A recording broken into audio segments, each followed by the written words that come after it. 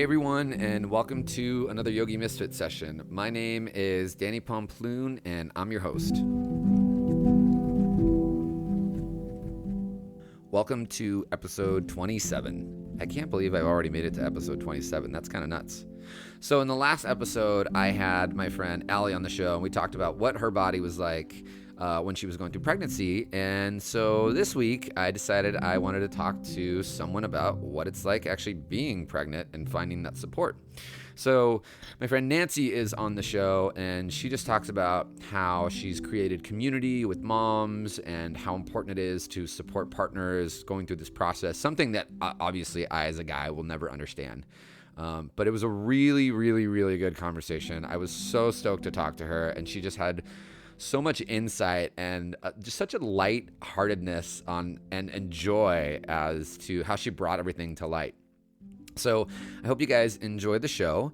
And of course, if you liked it, leave some comments and leave a review because it helps. Enjoy the show, yogis.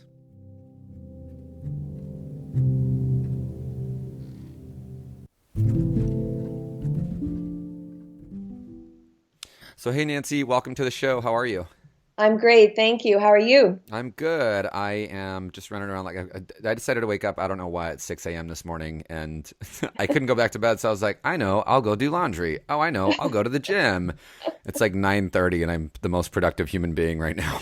That's a great day, though. When you get up really early like that, those are my favorite days. I aim for that every day. I wish I could sleep in. Like, I genuinely, I wish I could just, like, hit snooze and go to bed for like another 4 hours. I wish I could sleep till 9 o'clock, and there's just no way in hell. Like I can't do it. My body's just like, nope, no thanks. I know. And then if I get up that late, I feel like I missed the day.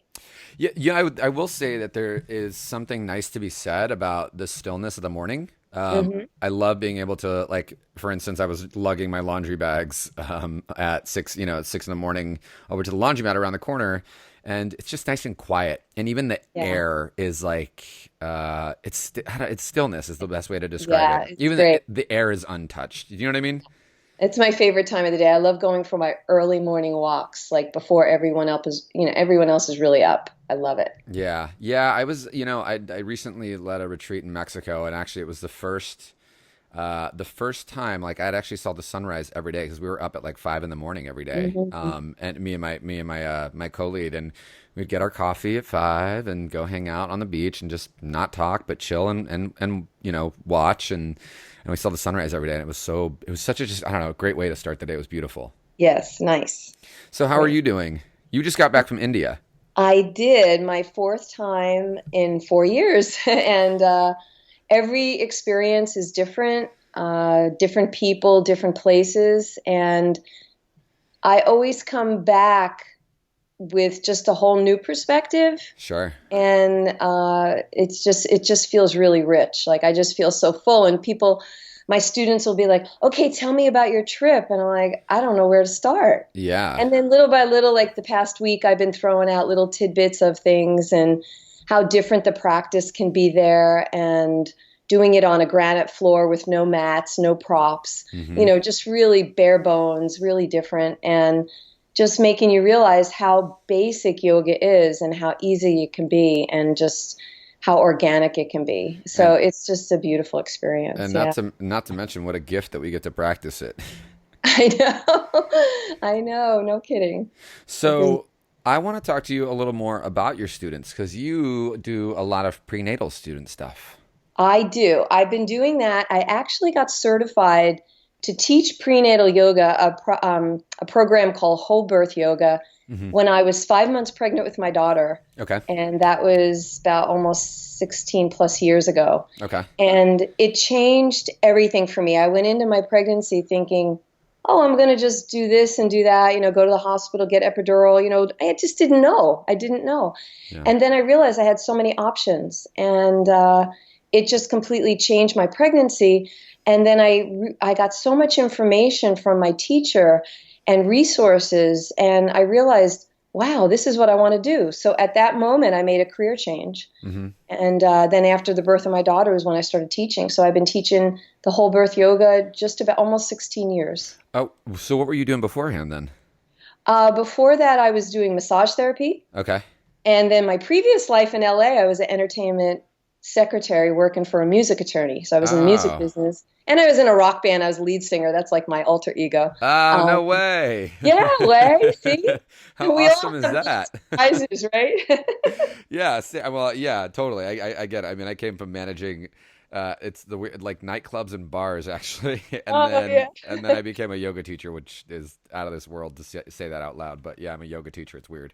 So you're seeing the mornings from a different angle. Oh, 100%. Yeah. I mean, my story is out there. I definitely, I definitely partied with the best of them. And for sure, I saw the sunrise and it wasn't pretty. Yeah, yeah, that's great. So what specifically, I mean, I know there's a whole community behind the mamas. There really is. And I actually just interviewed one of my friends, Allie, who was on the show, and she was just talking about her experience with her pregnancy and how her practice changed. Oh, But yeah. when the Yeah. mamas come in, I get so excited. I always give them all the extra adjustments and all the extra like assist and all the extra love because I'm like, you're here and you've got a baby human growing in your belly and you deserve it. Yes. What do you, I mean, in addition to like, I know you found it because obviously you had that support. How do you go and start to build this community and offer support to these women who, I mean, they need it and also they need to be with like-minded like-minded women going through the same thing that can relate to them. Well, it's just such a different energy for a woman to be supported in a room with, 15 or so other pregnant women, sometimes even bigger classes. Hmm.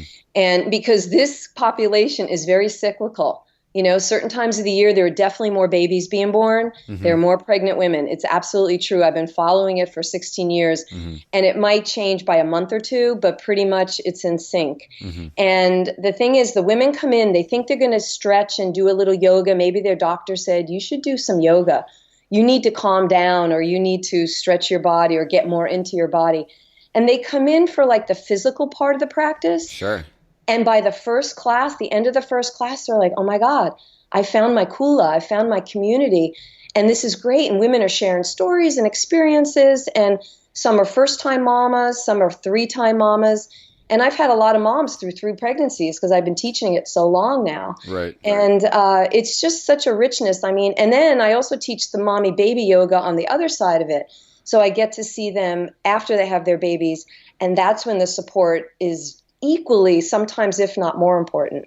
So sometimes we pay attention to the mommy when they have this cute little bump, this Right. cute little belly, and then after the baby comes, we forget that now this woman is redefining her whole self, her whole life. Yeah. I guess for me as a male, I don't really understand that. I don't Hmm. understand that process. I can definitely try to put myself in those shoes, but still, Hmm. I don't understand what that's like. Help me break that down a little bit. Well, in a way, when you're pregnant, you're, you know how in yoga we talk about letting go completely. When you're pregnant, you learn very quickly you need to let go of your physical body Hmm. because it's almost like it's not 100% yours anymore. Hmm. And so the changes that are happening, you just learn to go with the flow. Hmm. Then after you have your baby, you realize, wow, my body's not the same. I don't feel quite the same yet, right? Like in the beginning stages. And you go through a lot of feelings often of isolation, feeling because a lot of it's hormonal, but a lot of it's just the way it is. You went from being a career woman to all of a sudden you're a stay-home mom. Right. Even if it's just for 3 or 4 or 5 months, it's a change, it's a shift, and a lot of us relate to ourselves by what we do in the world. Hmm. And when that shifts very suddenly, sometimes we're like, whoa. So having the community, and I've even created a Facebook group for all of my students where I teach at Harmony in Campbell, California. And I've created this Facebook page, Harmony Birth Mamas with Nanci, and I've got over 300 members, and the conversations are constant. And so even in the middle of the night, see, what I remember was 16 years ago, middle of the night, it was me and the TV, Right. wide awake with this new baby. Right. Now, mamas can get online. I don't really love that idea, but there's something about that, not feeling that isolation, that Sure. they might get online and reach out to somebody, and hey, someone else happens to be awake. And Oh all of a sudden they're yeah. alone, right? Because Yeah. I didn't even think very about that. lonely. It can feel Yeah. very lonely. And I'm not saying our partners aren't fabulous. I'm not saying that. But it's a different thing when you physically have gone through growing a baby, birthing a baby, and now managing a baby 24/7. And even though our partners are there, most of us are breastfeeding, Hmm. so it's 24/7, we're it. And Yeah. it's huge. And I remember being, maybe, 6, 8 weeks postpartum, and I just love my daughter like crazy, but I wanted her off me, even if just for a few minutes. And it didn't make me a bad person. It Right. made me a human being. 100%. Right? So that's Yeah. having the women come together and figuring out, oh, good, I'm not crazy, I'm not abnormal, I'm not a bad mom, quote unquote, right? Right. Right. I'm just a human being. And when other moms are like, oh, yeah, I've been through that, it gets better, that's what saved me going through that. Yeah. That's why I still love supporting the community all these years later, because there's a huge need for it. I didn't even think about, like that it's still just like hitting me in my head. Like, that's right. Like now they can actually connect to other people that are going through it, or like are awake in the middle of the night and like also breastfeeding or just dealing with the fussy baby and need to chat or process or whatever. I mean, that's brilliant. And just the other side of it is, as a woman feeling like a little disconnect with your body. I mean, it's funny in some ways, being pregnant, having my daughter, the most feminine place I've ever been in my body. How much more feminine can you be of like making a baby and giving birth, Yeah, right? for sure. But after it, it's like trying to get your juju back. You're trying Yeah. to get back your rhythm. And How Stella got her groove back. exactly, you know, and one way to do that is to be in community of other moms, Mhm. because, just being with other moms, our estrogen levels go up. Right. And when our hormones are more in sync, we just feel better. And a lot of it is hormonal, and a lot of it is just let's talk about lack of sleep. Yeah. You were talking about being up all night. Yeah. It's really different being up all night because maybe you're partying or you're having a good time or you're being social. It's different being up all night because you want to sleep, Yeah. but this little being doesn't want to sleep. And they want to be with you because Yeah. they're going through their own growth and their own development. Right. And that's why having resources and having connections. What I do in my prenatal classes, we have discussions first, and then we do the yoga part. So in the discussions, I'll bring in things like, have you set up a breastfeeding support group? Have you gone to breastfeeding meetings? Have you gone to a new mom support group? Hmm. Have you created the community before you're in the fire, right? Mm. So creating the community in the calm. So let's say a mom is going through something. She might send me a text or send me an email saying, I'm having problems with, breastfeeding. I don't know what to do. And then have you been to a lactation? Yes, I've been to this person. Have you tried this? And just giving them more options. And all of a sudden they feel more supported. Hmm. They feel more held. They feel more loved. Hmm. And then they're able to be more present with their child, and they're in a better place. And it's just, it's a good thing. So another part of what I teach is I teach prenatal yoga couples yoga with massage, because I am a massage therapist before I was even a yoga teacher. Right. So I do this couples yoga, and then the second half of the session is I teach the partners massage to do on the pregnant mamas. Ah, So nice. they are hitting trouble spots, and they're just bringing them into this deep rest, deep relaxation. And my mamas that did the class with their partners, and then they get massaged through their pregnancies, everything goes better. The connection is better. And that's a whole nother thing, the connection of the two partners. That's really it's a big deal. It's something we think about, but until you're in it, it's hard to explain. You're not actually like going through it until you're going Right. through it. Yeah. There's a few there's a Conceptual is one thing, right? yeah. Conceptually is one thing, and then Yeah. really going through it can be quite different. There's a few things in life that you can only go through to really experience. Since we're talking about it, my sister actually, when she had my nephew, I was actually her birth coach. So Mm. I sat there and did all the breathing with her, and I didn't think anything of the entire experience, like going into it. I was just like, oh, okay, yeah, we're going to do some breathing. She's going to have a baby, and it's all going to be said and done. And I was a complete disaster. I mean, in the best way possible. as she was giving birth, I had no idea what hit me, but this overwhelming, like, just bursting of tears. I started pretty much sobbing and telling her how beautiful she was, and, like, how proud of her I was while she was going through the process, and holding her hand. And I never would have thought in a million years, like, thinking about it, like, oh yeah, she's just gonna have a baby and I'm gonna sit there and, help her out. And, like, this complete different experience ended up happening, and I wouldn't have been able to experience that had I not gone through it.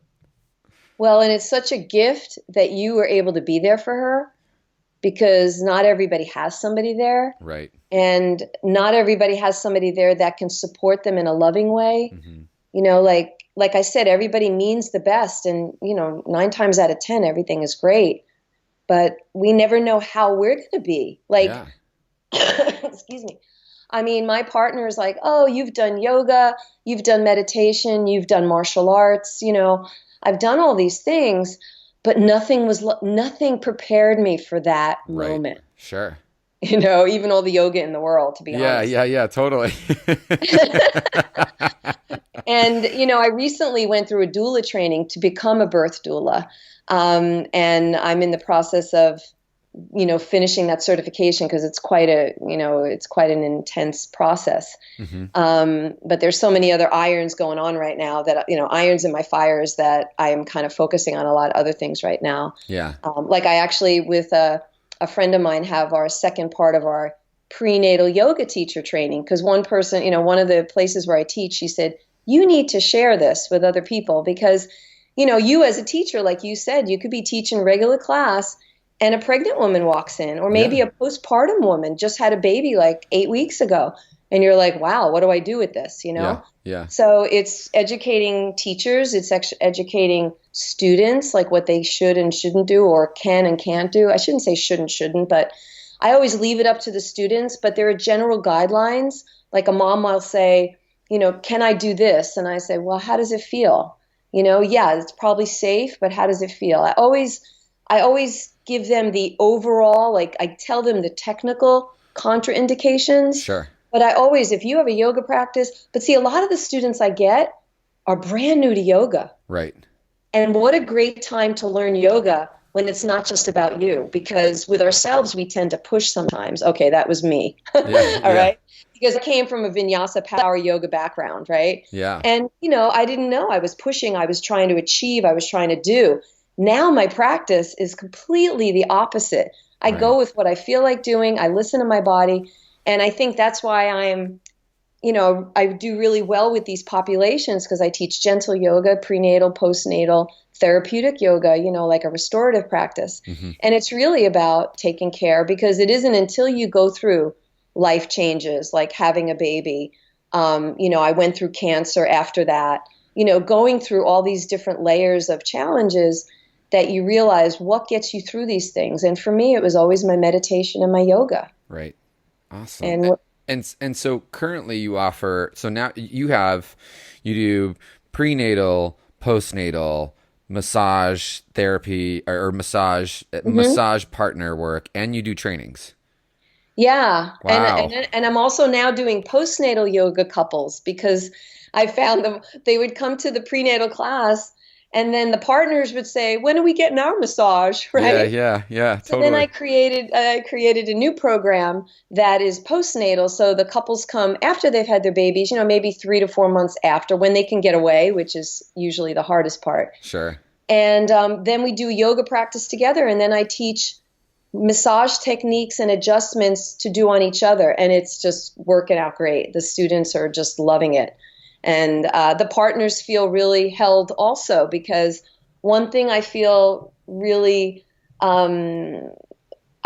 comfortable with is being with the partners and supporting them just as much as being with the mamas. Right. Yeah. Because I remember that, we didn't have the support. And if we had support, things are different when you have love of a community or a family around you. That is an understatement. Having like No in anything really. I mean, finding, like you said, your kula which is actually the latest tattoo I got, was the Sanskrit word for kula. Oh, nice. But it's, without that, you're pretty much, you're left, and at the end of the day, I think we all want to feel supported and held in one way, shape, or form. Mm-hmm. And we need it. We need it to thrive. Everyone listening, you hear that? Find your Kula. We need it to thrive. And this is why a lot of my moms come to class and they say, well, I've been doing yoga at home. Like they're pregnant. Right. I've been doing yoga at home.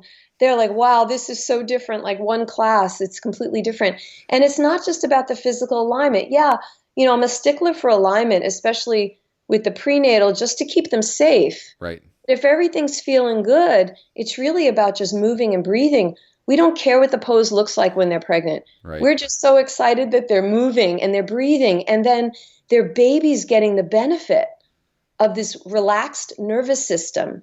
And a happy mommy makes a happy baby. Right. That's one of the reasons I do the couples massage classes, because the partners realize they realize pretty soon if the mom is happy, they're happy, and they get some good sleep too, right? If the mom is sleeping. Yeah. So, it all works together. Everyone needs to be happy and supported and feel that connection. Because we're looking for connection to something higher, something greater, and we usually find it first in each other. I love it. It's so true. I just popped into my head, and I'll leave you with this. But I just wrapped up a teacher training not too long ago, back in like July, ended it. And my favorite lecture, and the lecture by far that has gotten the best feedback, was I did a special populations lecture. And so I did, what do we do with and what they call an obese community or an overweight community, whatever that word means. Mm-hmm. But people with mobile disabilities or mommies that are pregnant. So what I had everyone do was get a balloon and put it in their belly, and we got to do a yoga practice as if we were pregnant. It was so great. Wow, you did it with a balloon. We did it with pillows. Oh, we did, nice. Like prop pillows around. Yeah. It was so much fun, and I taught them all the things that I know, like twisting and how to lay down with bolsters and how to make them like, pretty much my lecture was like, when the mommy comes in there, you make them super comfortable. Yeah. That's awesome, Nanci. Well, I am so thrilled to finally have you on the show. I know it's been a little back and forth with us, but it was such a pleasure to have you on. And for everyone that's listening, I'm going to leave all of Nanci's social links and her Facebook group and her website in the show notes. And Nanci, is there anything else you want to say to the listeners before we take off? Oh my gosh, there'd be so many things. It's just keep practicing, keep breathing, just stay true to yourself, and just be happy. Be happy. I love it. Until the next Yogi Misfit session, this is Nanci and Danny saying peace out. Thanks, Danny, so much. I appreciate it. Bye. Bye.